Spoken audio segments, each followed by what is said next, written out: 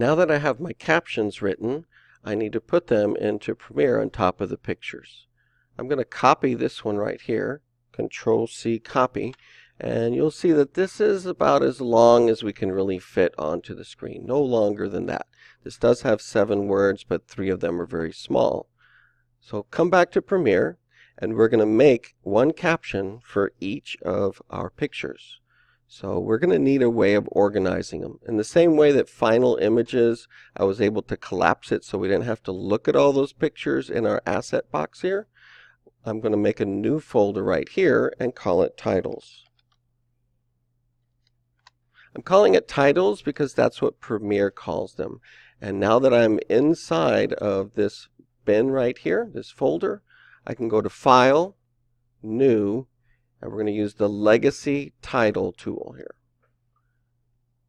I'm just going to call this Title 1. And you can see wherever the laser pointer is over here, the current time indicator, that's what's going to show up on this screen. It's very helpful so you can see what your text is going to look like.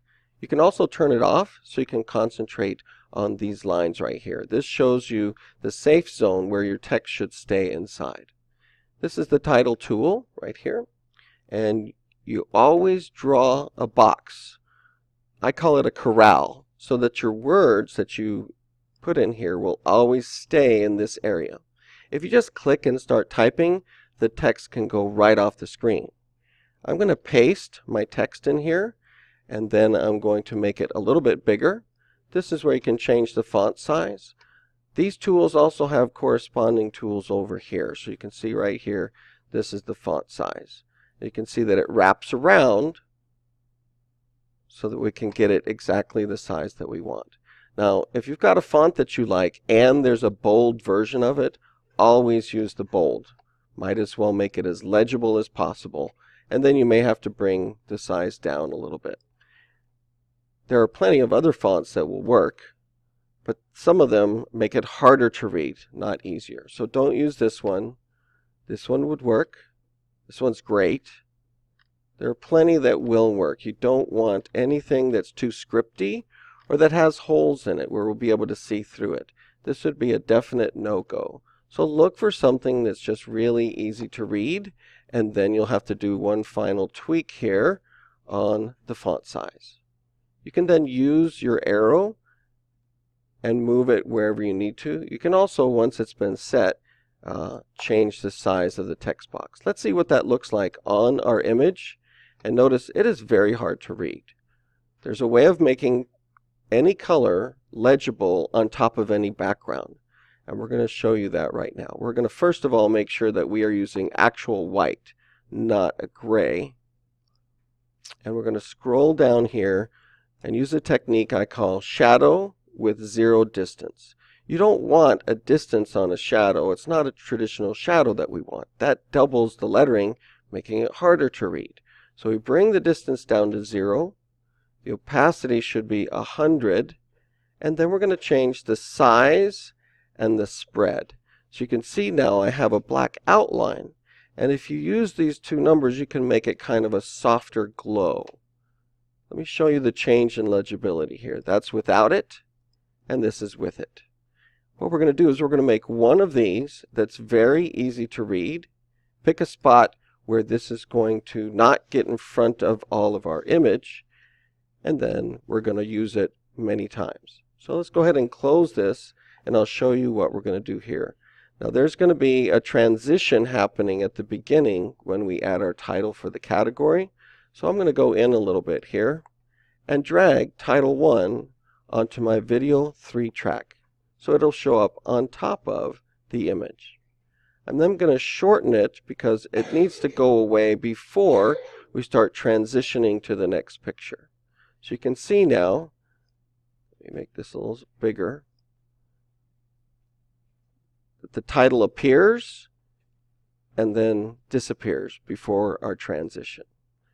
We're going to get these all set up, and then we'll talk about transitions for the titles as well, because just having it pop on the screen isn't very helpful. I'm going to go and get my second caption, Guam, where my son was born. By copying it and going back to Premiere, I don't want to make a whole new title from scratch. Now that I've got something that should work, and please get confirmation of that from me before you make all of your titles, we're going to duplicate it.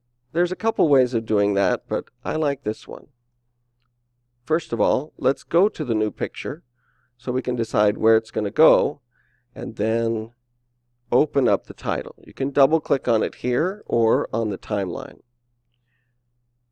We're going to make a new title based on the old one. So we can actually go here and make a new title based on the old one. So we're going to call this one Title 2. And now we're working with Title 2. Double click on it with this for typing tool. Control A will select all the text, and then you can Control V paste. So if it's a shorter sentence, you could make it a little bit bigger, and you can decide that it's going to go in another place. It could be up here in the water, although that's a really nice part of the picture. So I'm going to use the bottom here again. Just make sure it doesn't go too close to the bottom.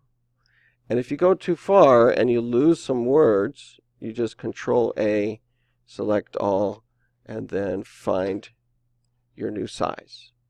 I'm going to close this, go to right after the cross dissolve between the pictures, and take Title 2, and then shorten it so that it's gone before the next one shows up. And you just keep doing that for all of your pictures. Now, if you have black text that you want on a white background, it's really easy to switch it around. Here's the fill, change it to black, and then your color for your shadow, of course, that won't work, so we're going to switch it to white. And now we've got black text with a white glow around it, and it's equally visible. You can read that without any trouble at all. Remember, if you turn off the shadow, you can see what it looks like without that. So you definitely need to make everything as legible as possible, picking a good font and choosing where it's going to go. Time for another one.